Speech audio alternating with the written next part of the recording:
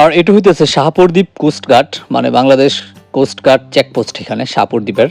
মানে এখান থেকে হয়তো বা সমুদ্রের কোনো মালামাল টালামাল, তারপরে সমস্যা টমস্যা হইলে এখান থেকে তারা হয়তো বা নিয়ন্ত্রণ করে।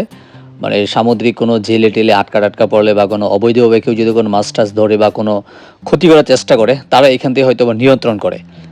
আর দেখেন এখানে অনেক স্পিড বোট আছে, মানুষ হয়তো বা কেউ সেন্ট মার্টিন যাবে, আবার কেউ সেন্ট মার্টিন থেকে আসতেছে।